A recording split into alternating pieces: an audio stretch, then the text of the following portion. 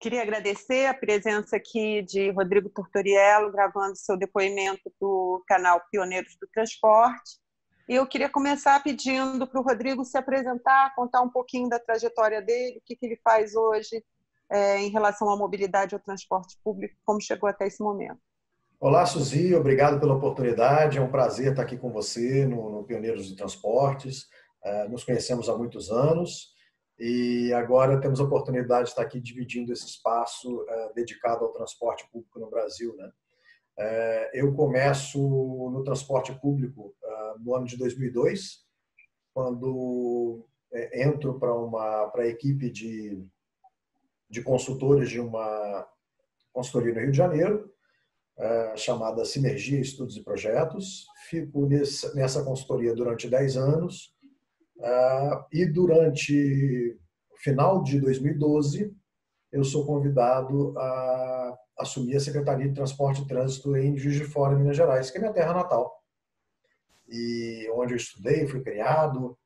Eu não nasci lá por acaso, mas fui criado em Juiz de Fora e voltei à minha terra para trabalhar no poder público. É um trabalho desafiante, é um trabalho que te leva ao limite de diversas situações, tanto de tensão, de falta de estrutura, de falta de recursos, mas é um trabalho de grande aprendizado e extremamente apaixonante, porque você vê o resultado na vida das pessoas.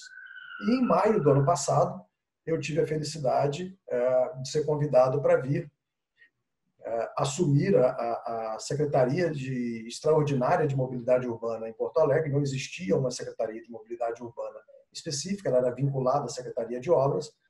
E eu estou aqui há um ano como secretário e também tenho um outro papel representativo, que é estar no meu segundo mandato como presidente do Fórum Nacional dos Secretários de Transporte, Trânsito e Mobilidade Urbana, que me dá também bastante responsabilidade no trato dessas questões junto ao governo federal, junto a ministérios, e lutar por uma mobilidade mais humana, mais digna para a população brasileira, que a gente sabe que passa tanta dificuldade nos seus deslocamentos no dia a dia. O que você considera que é a mobilidade urbana? Para você, o que é mobilidade urbana? Olha, o que vem antes, né? A acessibilidade ou a implantação de um determinado área urbana? Então, por exemplo, se eu estou criando um loteamento, o que eu preciso? Eu preciso de um loteamento cheio de gente para ter transporte, eu preciso de transporte para poder fazer com que aquele loteamento seja realmente atrativo para a população. Então, a mobilidade urbana é como as pessoas podem ter acesso a bens, serviços, utilidades essenciais para o nosso dia a dia, como os hospitais, como supermercados, escola, né? Então, isso é num ambiente que a gente vive. As cidades são mais de 85% da população brasileira vive nas cidades, e é nas cidades, nos municípios, que a gente tem, na área urbana, que a gente tem a necessidade de deslocamento, de fazer as nossas atividades diárias. E, para isso, a gente precisa de uma estrutura, dependendo do tamanho da cidade, de uma estrutura que seja ou mais sofisticada, como São Paulo, Rio de Janeiro, que tem metrô, trens e ônibus e diversos modos integrados, no caso do Rio, até barcas, ou numa cidade menor, de 50 mil habitantes, onde você tem um sistema de ônibus, de bicicletas, e que atende às necessidades da população. Então, é um conjunto de infraestruturas e de estruturas de acessibilidade, de acesso aos bens e serviços e às atividades de lazer, educação, saúde, tudo que a gente pode fazer no nosso dia a dia. Bom, então a gente está dizendo que mobilidade urbana é a melhor maneira de democratizar o espaço público, né? Com Que dá certeza. acesso a todos. Com certeza. Se você tem um espaço, e aqui em Porto Alegre a gente tem uma área que foi revitalizada, é muito simbólico isso. A Orla do Guaíba foi revitalizada agora nos últimos anos, uma obra do do Jaime Lerner, do arquiteto, e que é também um símbolo, o Jaime Lerner é um símbolo da questão de mobilidade urbana no Brasil, tendo implantado em Curitiba diversas medidas que foram pioneiras e gerando até o conceito de BRT no mundo. Mas tem pessoas que moram a 2 horas de deslocamento da orla e que, se não tiverem uma condição de acessibilidade, aí entendo acessibilidade não só a disponibilidade do ônibus, mas que a tarifa seja acessível para ele vir com a família desfrutar desse espaço público, que é sensacional. O pôr do sol do Guaíba é conhecido como uma das maravilhas, né, da região sul, e realmente é, não é só conhecido. Eu como há pouco tempo aqui, sou encantado com o pôr do sol do Guaíba, mas as pessoas precisam ter condição de acessar. Não dá para você fazer uma intervenção dessa com dinheiro público para uma parcela exclusiva da população, que são os moradores do entorno ou as pessoas mais ricas que teriam condição de acesso. Então, democratizar o espaço público é uma das missões que a gente tem ao planejar e desenhar soluções de mobilidade urbana. Então, seguindo também, porque a conversa está fluindo super bem, qual é a relação, então, entre mobilidade urbana, planejamento urbano e a qualidade de vida? Olha, a gente não pode dizer que uma pessoa, e aí usando exemplos do Rio de Janeiro, uma pessoa que mora na Zona Oeste e que precisa pegar um ônibus, depois um trem, em muitos casos uma van clandestina, ir para o trem, depois chegar no trem no centro da cidade, na central, ainda pegar um ônibus e gastar 2 horas e meia, 3 horas para fazer seu deslocamento por sentido. A gente não pode dizer que essa pessoa tem uma qualidade de vida, né? É muito tempo que se perde dentro do transporte para se chegar ao seu destino e poder realizar a sua atividade de trabalho e de sustento da família. Então, a qualidade de vida, ela primeiro prevê que os deslocamentos devam ser em tempos menores, que a gente tenha uma maneira adequada de fazer esse deslocamento, algum tipo de conforto. Não vamos imaginar também que na hora pico o transporte não esteja com a ocupação para a qual foi projetado, que é a ocupação limite, né? Não tem como projetar o transporte para ele ficar vazio.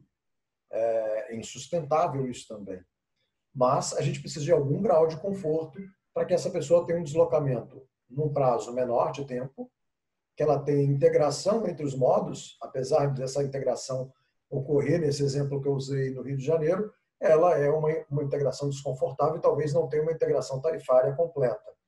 Então, integração entre os modos, tarifária e fisicamente, com conforto, e que a pessoa gaste menos tempo nesse deslocamento para chegar e exercer sua atividade de trabalho com bastante energia, para que ela tenha criatividade e possa desempenhar bem sua função. Porque imagina você, depois de 2, 3 horas de deslocamento, chegar para trabalhar, e se viajou em pé esse tempo todo, você já chega esgotado no seu local de trabalho. Sim, mas essa solução, ela vem só da mobilidade ou a mobilidade ela tem que estar integrada com o planejamento urbano, como você falou? O que vem antes, né? A gente faz o planejamento urbano e depois leva o transporte para as pessoas ou leva o transporte para as pessoas chegarem lá? Enfim, como se dá essa relação entre planejamento urbano e mobilidade? Essa é uma escolha que, partindo do princípio o transporte indutor ou induzido, né? Normalmente no Brasil, ele é induzido. Você tem uma ocupação, ela gera, a gente tem uma área, ela gera uma ocupação, e a partir dessa ocupação, a gente começa a oferecer o transporte para as pessoas fazerem os seus deslocamentos. Principalmente porque no Brasil nós não temos a estrutura e o conceito de subsídio ao transporte público. Então, não dá para você pensar em tornar o transporte indutor se não existe um incentivo do governo para que ele seja o indutor da ocupação urbana.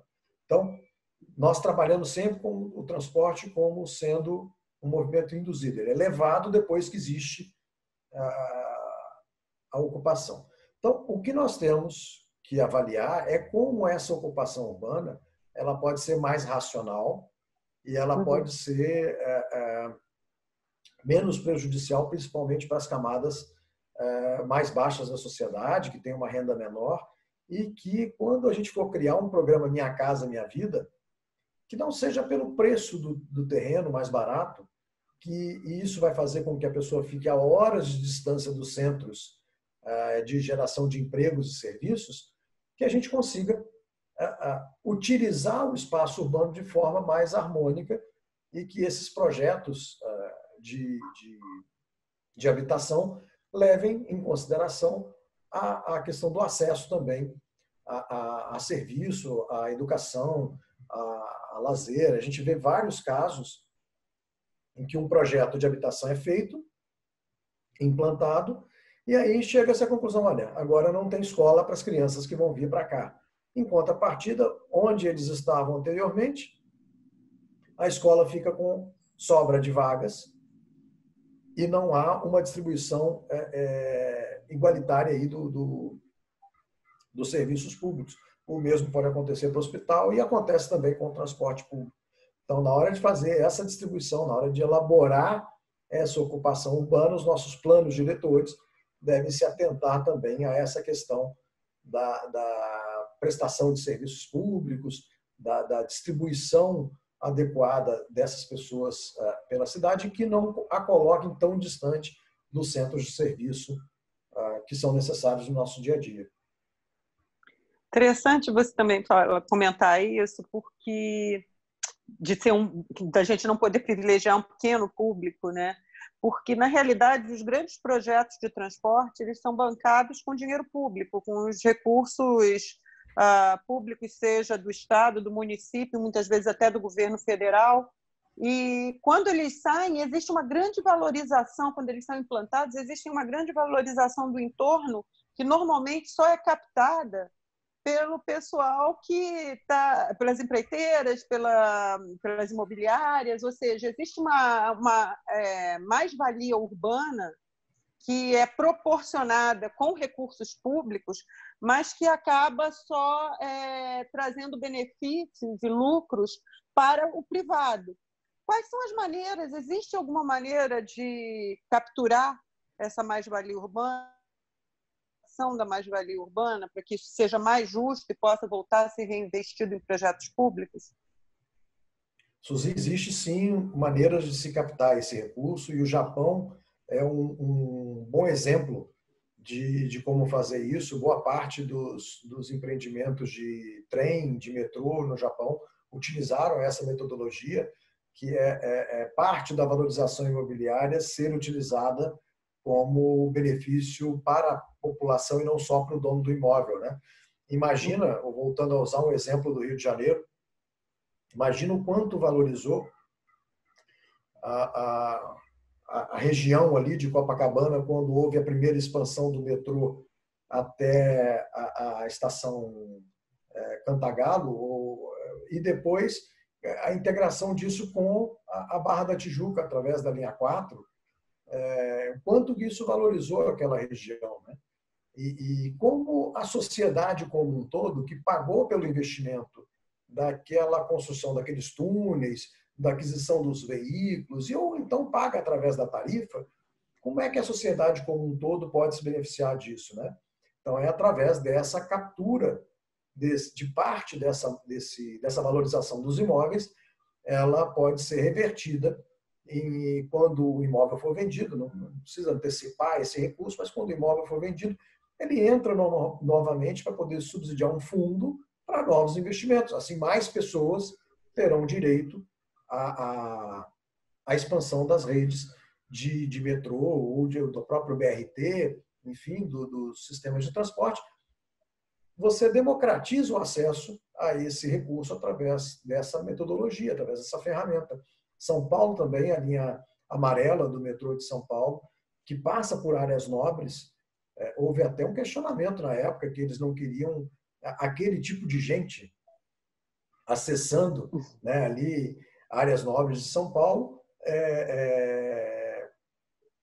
por causa da expansão do metrô. Mas, em contrapartida, você valorizou a região ali de Pinheiros, que já era uma área mais nobre, mas você valorizou aquela área ali, ligando a Paulista através de um sistema de metrô. Então, tudo isso a gente tem que conseguir reverter para a sociedade como um todo. Óbvio que o dono do imóvel vai ter lá a sua valorização, vai ter o seu ganho, mas parte desse ganho poderia ser revertido, sem sombra de dúvida, para a sociedade. Que lições nós aprendemos do Covid, principalmente sobre a essencialidade do transporte público? Porque as pessoas, durante esse tempo de lockdown, né, o que ficou funcionando foram só aquilo que é essencial para as pessoas, e nós tivemos os hospitais, supermercados e outros serviços que são de natureza essencial, mas as pessoas pensam só no médico que chega de carro no hospital. Só que todo um contingente de trabalhadores que são de classe muito baixa dependem do transporte público. Então, eu queria que você comentasse um pouco que lições que o Covid nos ensina sobre isso, sobre essa essencialidade, a necessidade da gente preservar nossas redes de transporte e, de maneira geral, o que nós aprendemos com o Covid sobre como nós devemos fazer essa gestão do transporte em tempos de crise. Olha, primeiro foi esse despertar mesmo da essencialidade do serviço, né? Porque até pouco tempo atrás se ouvia muito assim, não, acaba com o transporte público e deixa só os aplicativos. Os aplicativos vieram para solucionar o problema. Quem fala isso talvez não conheça a estrutura de um serviço de transporte público de forma um pouco mais profunda e também não conhece a realidade das pessoas que só têm a opção do transporte público. Porque, para a classe média, se você vai pagar R$ 5 a mais do que você paga hoje de transporte, talvez seja muito acessível. Mas aquela pessoa que depende exclusivamente do transporte público para se deslocar, ela não tem alternativa. Então, se esse transporte morrer, ela vai ficar isolada ainda mais da sociedade, vai ficar lá na região onde ela mora, sem ter direito a emprego, sem ter oportunidade de emprego, sem ter oportunidade de estudo, sem ter oportunidades de lazer e de educação. Então, esse despertar de que o transporte público é um serviço essencial, espero que a gente tenha conseguido transmitir para a sociedade de forma clara.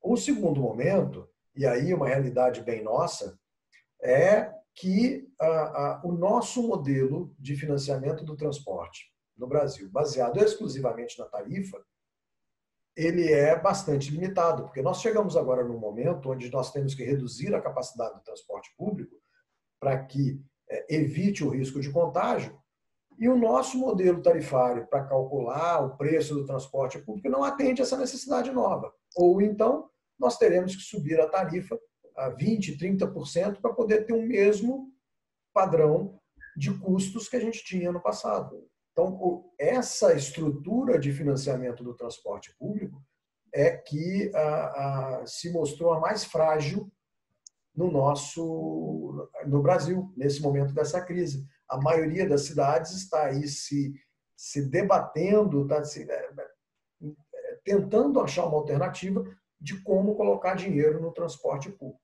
Então, se a gente vai conseguir aprender ou não, espero também que o governo federal, as pessoas que lá hoje estão dirigindo o país, elas também se sensibilizem com esse assunto. Se uma coisa nós vamos ter que mudar, é a lógica de financiamento do transporte público. E aí nós vamos ter que arrumar fontes de custeio. E não estou aqui pedindo para que a gente tire dinheiro de outras áreas, como saúde e educação, para custear o transporte. Nós temos medidas que não são novas. Nós estamos falando, por exemplo, de um projeto que, em 1994, ainda no governo Itamar, entra como proposta, que é a CID, e o projeto se chamava Reitup na época. O projeto tem que a cada 10 centavos acrescidos no valor da gasolina, do litro da gasolina vendido nos postos da cidade, você teria 30 centavos de redução na tarifa. Então, esse é o potencial de um subsídio cruzado. E aí vou falar um pouquinho de iniciativas, Suzy, que a gente está adotando aqui em Porto Alegre, que são um pouco pioneiras no Brasil. Nós estamos propondo aqui uma coisa que você já conhece, já vê pela Europa, que é a questão da tarifa de congestionamento. Apesar de uns cases mais famosos ser o de Londres, nós temos aí pioneiros antes de Londres, Singapura, em 1975, se eu não me engano, Estocolmo, final dos anos 90, início dos anos 2000, e Londres ali, 2005, mais ou menos, 2002 a 2005, que realmente implanta a tarifa de congestionamento. E esse recurso é arrecadado e vai para o transporte público. Quando você fala de um assunto desse no Brasil, você parece um grande criminoso, parece que está falando, por que não reverter a lógica que a gente sempre teve de subsídio ao transporte individual? E por que isso? Porque durante anos nós incentivamos a indústria automobilística para o automóvel. E nós reduzimos o IPI, nós controlamos de forma artificial o preço da gasolina, nós fizemos diversas construções de estradas com dinheiro público. Aí você pode dizer, mas a estrada serve para atender o caminhão que transporta a mercadoria. Tá bom, mas ela não precisa de 3, 4 faixas, porque ela só tem aquele grande número de faixas porque tem muito automóvel indo para lá. Mas vamos voltar ao raciocínio que a gente vinha conduzindo. Então, essas medidas naquela época, aqui não é nenhuma crítica, mas é uma observação, essas medidas naquela época tiveram uma externalidade positiva. O que é isso? Elas geraram para a sociedade ganhos, como aumento do número de empregos. O Brasil virou um grande produtor de automóveis, exportador para a América Latina, para a Europa, enfim, para diversos países. Gerou riqueza, gerou emprego, riqueza, imposto. Essa é a externalidade positiva. Qual que é a externalidade negativa? Nós geramos uma quantidade de veículos para nosso mercado que não cabe nas ruas que nós desenhamos. Isso aumentou demais o nosso nível de congestionamento. E como o transporte não tem prioridade de circulação na maioria das cidades, ele fica retido no congestionamento, aumentando o custo, tempo de viagem, enfim, ele gera essa externalidade negativa. Por que não agora trazer uma proposta de uma compensação dessa externalidade negativa através da cobrança de uma tarifa de congestionamento, assim como os pedágios foram implantados na privatização das rodovias. Assim como na telefonia, nós estamos acostumados a comprar um aparelho e pagar mensalmente pelo uso da infraestrutura. Nós não temos essa cultura no transporte individual. A gente compra o carro e acha que o governo é obrigado a construir estrada, nos dá garagem, estacionamento onde a gente vai, porque eu tenho o sonho de ter um carro. Então, não é assim. Nós temos outros serviços que já funcionam nesse sentido e nós temos que incorporar no transporte a mesma lógica. Como é que nós vamos pagar essa conta da infraestrutura? Então, a gente pode fazer a tarifa de congestionamento. Aqui nós estamos propondo a tarifa de uso do sistema viário pelas empresas que exploram comercialmente o transporte, as empresas privadas que exploram comercialmente o transporte. Isso vale para as empresas de aplicativo. São Paulo já faz isso, a Curitiba já faz isso, Fortaleza já faz isso. E aqui em Porto Alegre, qual que é a nossa diferença? Nós estamos propondo 28 centavos por quilômetro rodado para o transporte por Uber 99, Cabify, enfim, as empresas privadas que fazem o transporte por aplicativo. Com esses 28 centavos, se eu jogar a arrecadação prevista que a gente tem para esse segmento, jogar isso para a tarifa, eu reduzo a tarifa de R$ 4,70 para R$ 4,00. São 70 centavos por passageiro de subsídio do transporte privado para o transporte público.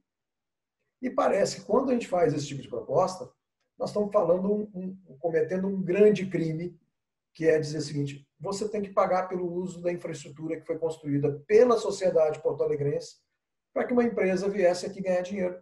A mesma coisa, a carrocinha de cachorro-quente, para o cara vender o cachorro-quente dele na esquina, ele paga uma taxinha pelo uso do sistema, do espaço urbano. Né? Porque senão eu vou fazer o seguinte: eu vou pegar uma praça bonita, vou cercar, botar algumas lojinhas lá dentro e vou cobrar a entrada. Porque a praça é pública, eu estou exercendo uma atividade privada, por que eu não posso fazer isso? A sociedade acha isso que é um crime. Você está ocupando um espaço público para ganhar dinheiro. A mesma lógica a gente pode adotar no transporte. Por que não pode fazer a mesma coisa no transporte por aplicativo? Ou seja, não precisa de dinheiro público, não precisa tirar dinheiro da saúde e da educação para sustentar o transporte. Basta a gente cobrar as externalidades negativas dos que geram essas externalidades. Então, acredito muito que a gente possa conduzir uma nova proposta e que, se possível, consigamos colocar, espalhar pelo Brasil e a gente ter aí um transporte mais barato, porque aí nós vamos atrair mais gente de volta para o transporte. Podemos até escolher, quero eletrificar toda a minha frota. Nós só vamos ter ônibus elétricos. Por quê? Porque eu tenho recurso para isso e isso não vai pesar na tarifa. Nós vamos ter que conviver com o vírus pelos próximos 2 anos. E se não houver financiamento, como você falou, vai ser impossível manter essas medidas de lotação dos veículos, principalmente, porque o cálculo tarifário é feito pelo índice de passageiros por quilômetro, né? Então, vai ficar impossível. Então, é super importante. Essa questão do financiamento, ela é crítica. E eu queria que você comentasse também algumas coisas, como você vê, e aí, como gestor, como você está se preparando para esses próximos 2 anos. Muita gente acredita que passou o surto, acabou o vírus. Não. Determinadas medidas protetivas, elas vão ter que continuar sendo tomadas. O que você está pensando, aproveitando esse tempo de lockdown aí como gestor, o que você está pensando para transporte público nesses próximos 2 anos? O que surge de oportunidade nesse tempo? Olha, eu acho que a nossa oportunidade ímpar nesse momento é de quebrar alguns conceitos que a gente tinha muito arraigados e que talvez agora a gente tenha a oportunidade de testar coisas novas, né? Ao contrário da Primeira e da Segunda Guerra, que foram crises mundiais, mas que danificaram infraestruturas, né? Casa, sistema de esgoto, tudo foi danificado porque os bombardeios das cidades foram muito grandes. Essa crise mundial está trazendo para a gente uma coisa um pouco diferente, que é o quê? As estruturas estão aí, tanto é que nós estamos aqui nos falando numa coisa que até um tempo atrás seria meio impensável, a gente fazer uma reunião, uma entrevista por videoconferência. Normalmente teria uma equipe aqui me entrevistando e ia te mandar o material daqui a um tempo, e estamos fazendo isso aqui online. Então, essa mudança de cultura, ela também pode acontecer no transporte. E como nós estamos nos adaptando muito rapidamente, porque as infraestruturas continuam funcionando, eu acho que essa é uma grande oportunidade da gente fazer integração. Por exemplo, vamos supor, nós temos linhas que são extremamente deficitárias, que transportam poucos passageiros, seja no fim da noite, seja no início da manhã, ou até mesmo ao longo do dia inteiro. Uma linha, vamos chamar uma linha rural. Em algumas cidades de porte médio, nós ainda temos muitas linhas rurais. Por que a gente precisa ter um ônibus para 40, 50 passageiros, ou um micro-ônibus para 30, 20, fazendo esse transporte? A gente não poderia fazer uma integração entre um táxi do município, que está ali também tendo as suas dificuldades para poder conseguir sobreviver? A gente não poderia fazer uma integração em que esse táxi atenderia a comunidade e receberia por quilômetro rodado, através de um acordo entre as empresas, a prefeitura e os taxistas, e aí você integraria o sistema de táxi a um custo por quilômetro muito menor do que o sistema de ônibus, e aí você tem uma qualidade melhor. Mas o táxi não vai até o destino final. Ele vai até um eixo onde tenha transporte público e dali para frente a pessoa segue no transporte público. Então você integra 2 modos, faz onde tem baixa demanda, usa veículo pequeno, onde tem alta demanda, você usa veículo maior e tenta fazer essa integração. Outra coisa que a gente pode optar, nós temos que reduzir o uso de dinheiro, aproveitar a oportunidade para tirar o dinheiro de dentro do ônibus, que é um elemento transmissor de doenças, independente do coronavírus. O dinheiro é um vetor de transmissão de doença. nós podemos automatizar os pagamentos e usar a tecnologia a nosso favor. E aqui eu vou usar um exemplo bastante doméstico. Minha mãe faz chocolate artesanal e ela vende, e nesse período ela falou assim, meu filho, como é que eu vou fazer e tal? O que a gente descobriu? Que ela podia vender para as amigas dela, mandar um link pelo WhatsApp e a mulher vai pagar lá pelo cartão de crédito. Antes elas faziam, deixavam o dinheiro na portaria do prédio, mandavam um motoboy, enfim, vários riscos que só foram testados, essa tecnologia só foi testada pela minha mãe no momento em que ela se viu na necessidade de fazer uma coisa diferente do que ela fazia. Então, nós precisamos, no transporte, ter essa mesma atitude de buscar novos... Como crescer aplicativos de pagamento, como cresceu a venda por cartão de crédito, como cresceu as transações eletrônicas. E nós, no transporte, nós não aceitamos nada. Eu vejo no restaurante aqui perto onde eu almoço, de vez em quando, o cara pagar com o relógio dele, aproxima o relógio da maquininha do cartão de crédito. E a gente obriga o sujeito a ir a uma loja para retirar um cartão, para poder depositar não sei quanto de dinheiro naquele cartão, para depois ele pagar o transporte público. Ou seja, precisamos ser mais comerciantes. Nós vendemos mal o nosso produto. Então, essa adaptação tecnológica a gente precisa fazer, adaptação da integração, usar o aplicativo para a pessoa poder pedir esse transporte menor, como eu citei lá, se é numa área rural, talvez ele não tenha acesso a celular na região. Mas se é numa área nobre, em que não adianta eu ficar passando de ônibus lá, porque ninguém vai acessar o ônibus, ninguém vai utilizar, porque não é tradicional, mas tem prestadores de serviço que precisam ir ali, por que ele não pode estar conectado via um veículo de pequeno porte, chamado sob demanda, que vai alimentar um eixo e ali fazer esse novo modelo de circulação? Então, temos muitas oportunidades. Resta saber o quão ágil a gente vai ser, como os órgãos de controle, Tribunal de Justiça, Ministério Público, Tribunal de Contas, vão participar dessa evolução, porque não adianta o gestor público fazer uma proposta que hoje ela não é permitida pela lei, e aí até você aprovar a lei numa Câmara de Vereadores, até você conduzir todo esse processo, pode ser que a gente perca o timing da inovação. Então, talvez a gente faça esse grande acordo, chama lá a Câmara de Vereadores, participa, não é para excluir ninguém, mas chama as pessoas para esse grande debate e constrói saídas que a gente até 4 meses atrás não imaginava que fossem possíveis. Então, agora, eu acho que nós temos esse amplo espaço e essa oportunidade que é ímpar. E sempre a gente tem que tentar tirar alguma coisa positiva quando uma crise, quando é meio chavão, né? Das crises vêm as oportunidades e tudo mais, mas é verdade. Como a gente vai? Ou a gente embota e fala assim, quebrou e nunca mais a gente faz nada, ou a gente pega e dá uma virada e reescreve a nossa própria história, apresentando soluções que possam ser atrativas para a sociedade como um todo. Acho que esse é o grande desafio agora, essa é a grande pegada que a gente está tentando imprimir no transporte público. Passados esses 2 anos nos quais nós vamos ter que nos adaptar, adotar essas medidas, nós vamos ter um futuro para essa mobilidade pós-Covid. Isso tanto pode ser uma utopia como uma distopia, dependendo das decisões que vão ser tomadas agora, né?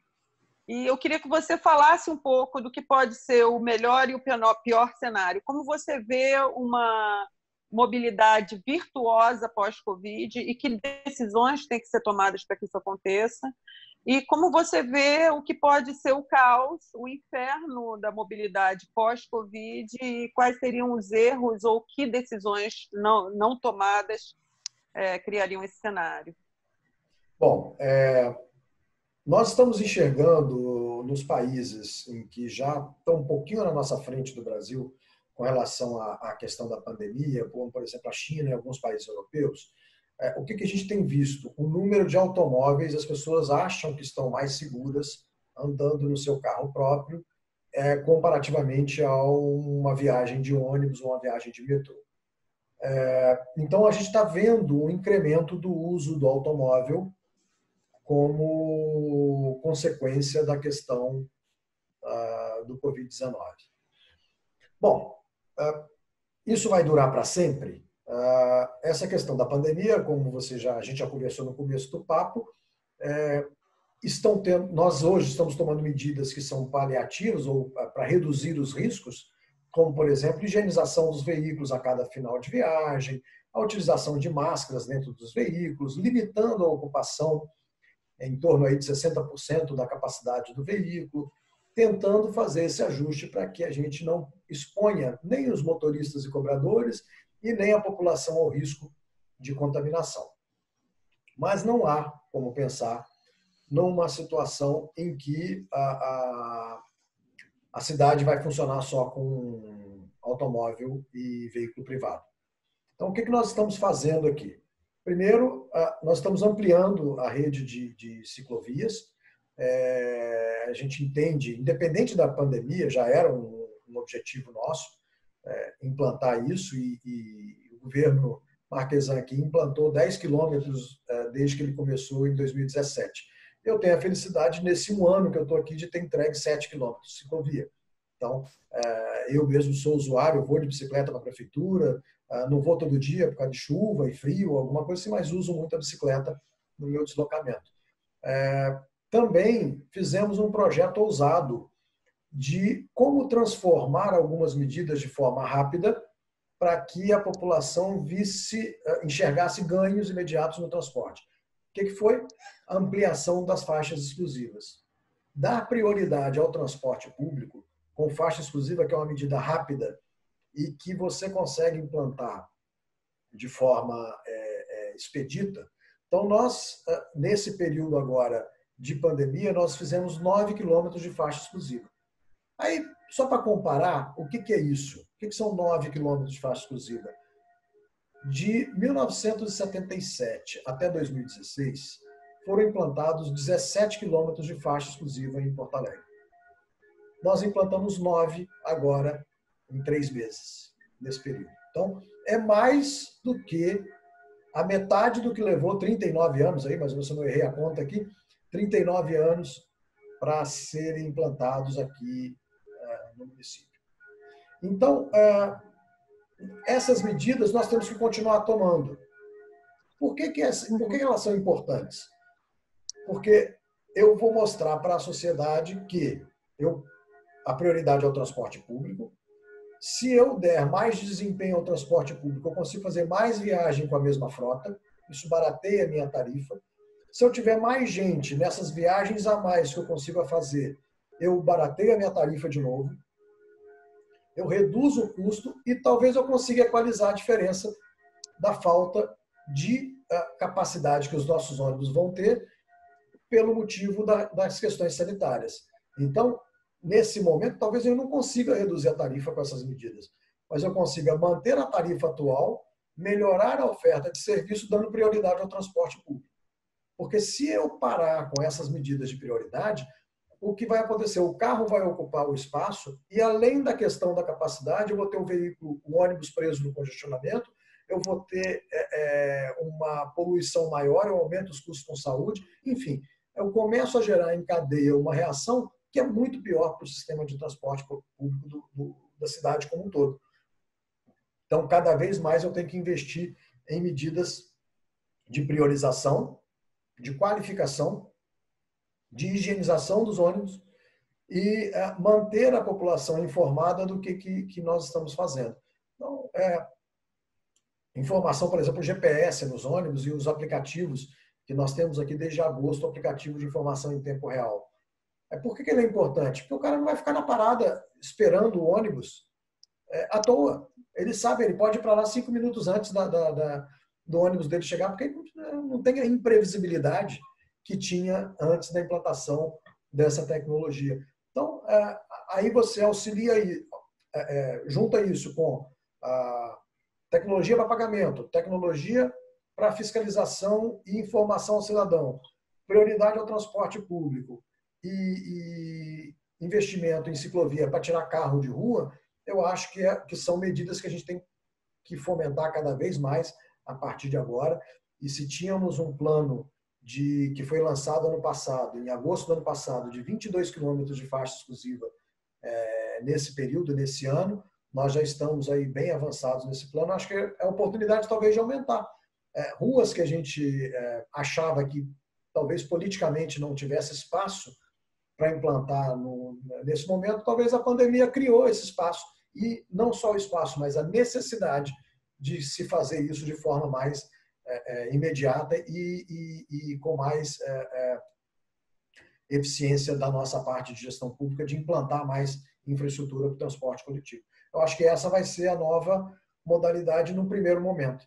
E para o segundo momento é a questão de acompanhar os novos comportamentos da sociedade e aí, como eu falei anteriormente, a gente tentar fazer uma integração maior entre todos os modos disponíveis e achar uma equação que essa conta feche para que não fique, para que ninguém saia desse serviço com prejuízo, porque é legítimo que as empresas que operam algum tipo de serviço tenham lucro, mas também precisamos encontrar o financiamento necessário para que a população aguente pagar aquele custo ali e fazer disso desse limão uma limonada, né?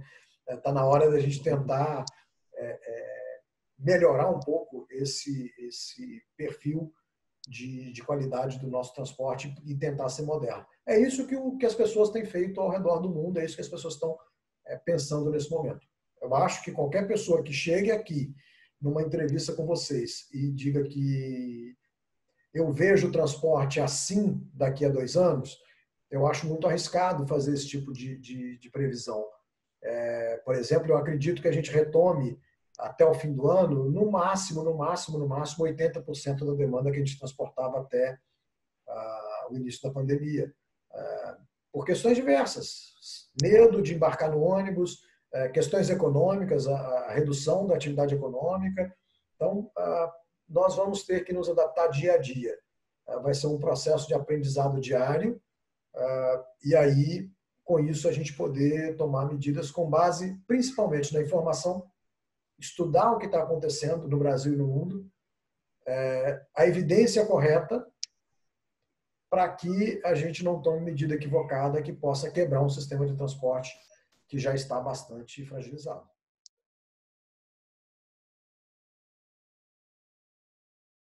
Agora, eu imagino que essa questão do financiamento, as faixas, as ciclovias, sejam temas que estão sendo super discutidos no Fórum Nacional de Secretários. Como está sendo o enfrentamento por parte das outras cidades também, estados e municípios, né? Dessas questões, desses desafios que a pandemia está colocando. E como eles estão criando essas alternativas para, principalmente, o financiamento, que vai ser uma questão crítica. E aí eu acho que tem uma questão muito interessante, porque o transporte público vinha perdendo passageiros no mundo inteiro. E todos os estudos que foram feitos nesse sentido mostravam que as pessoas estavam deixando de usar o transporte público e desejavam mais qualidade. De alguma maneira, se a gente pegar essa oportunidade e ingressar com tecnologia, dar prioridade, fizer um financiamento, talvez a gente consiga atender esse desejo de mais qualidade no transporte público, né? E apesar de eu acreditar, não sei se você concorda comigo, que se até o final do ano nós cheguemos a 80% da demanda que nós tínhamos antes da pandemia, de alguma maneira eu acredito que se a gente não reconquistar passageiros que a gente perdeu, a gente nunca mais vai alcançar a demanda que a gente tinha, porque os padrões de trabalho também vão mudar, diversas questões comportamentais relativas ao que provocam o deslocamento vão mudar, né? Então, bom, aí vão essas duas questões. Primeiro, saber como estão sendo essas discussões lá no fórum, né? E se você vê isso realmente como uma oportunidade, se você acredita que a gente pode recuperar os 100% da demanda. Olha, Suzy, eu não sei se nós vamos recuperar 100%, se a gente vai aumentar ou se a gente vai diminuir ainda mais. Mas o que eu acho de oportunidade nesse momento, que aí a nível nacional, que deve ser o debate, é de adequar com mais precisão, adequar ao que a nova realidade.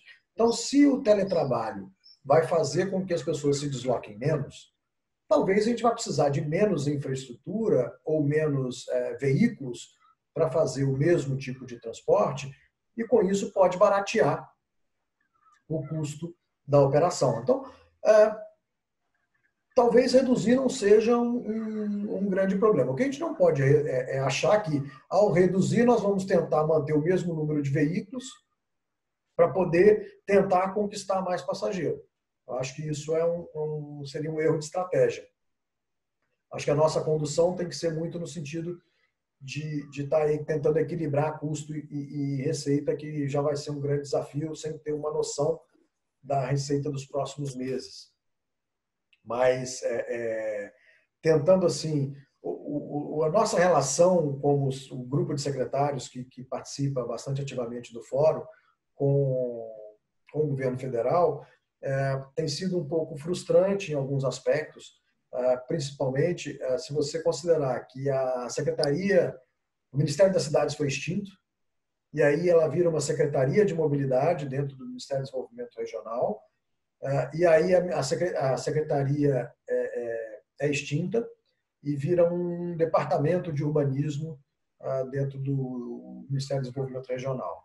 Isso é muito preocupante, porque quando você não tem um órgão nacional que possa ajudar a dar diretriz, pelo menos, para as questões de mobilidade, você vai perdendo a política nacional, o valor da política nacional para qualquer segmento. Seja agricultura, seja saúde, seja educação, seja transporte público, a mobilidade e urbanismo. Então, isso é muito preocupante na nossa visão, essa desestruturação técnica que tem sido feita nesse governo especificamente.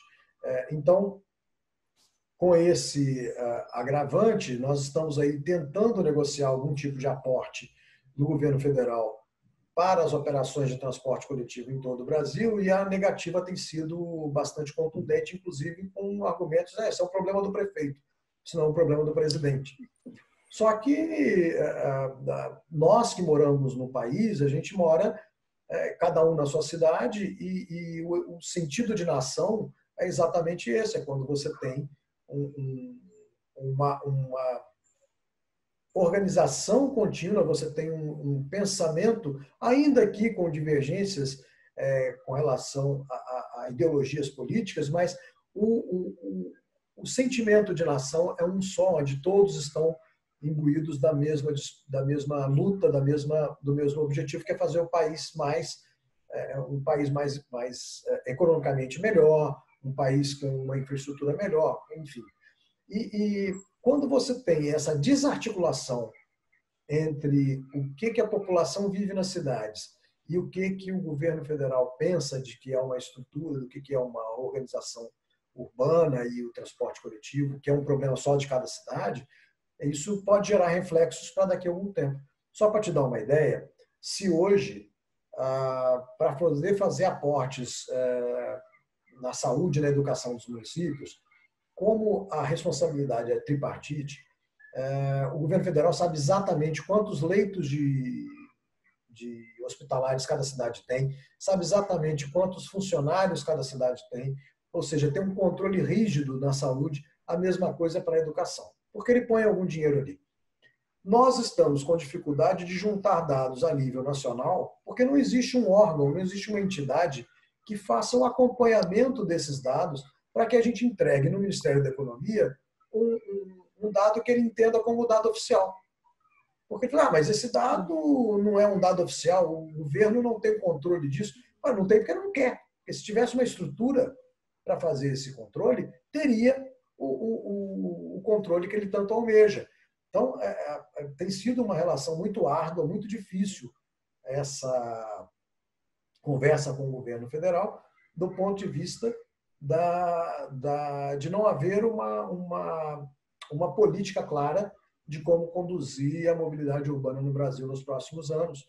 E isso nos deixa desamparados e até confusos com relação a questão de como fazer a tratativa daqui para frente. Então, os municípios estão tentando se virar como podem. Uns que têm mais recurso colocam dinheiro, como é o caso que está acontecendo na região metropolitana de Vitória, como é o caso de Belo Horizonte, Salvador, São Paulo, que já coloca 3,5 bi por ano do orçamento próprio no transporte coletivo para reduzir a tarifa. Rio de Janeiro comprando diesel para a operação de transporte, e aqui em Porto Alegre a gente está numa situação fiscal muito complexa. Depois de 16 anos, seria o primeiro ano com superávit. Tivemos um déficit de 250 milhões no ano de 2017, aproximadamente. Fecharíamos esse ano com 70 milhões de superávit, não fosse a questão do Covid, e há um déficit previsto acima de 350 milhões para esse ano aqui para Porto Alegre. Então, a questão financeira dos municípios é uma coisa muito particular e cada um enfrentando como pode, adotando medidas de restrição, adotando medidas de higienização, na tentativa de minimizar os riscos para a sociedade. Então, tem sido uma luta bastante complexa, mas tem sido um aprendizado de como também enfrentar uma situação com pouco recurso. Você acaba tendo que buscar alternativas um pouco mais criativas para tentar sair da crise.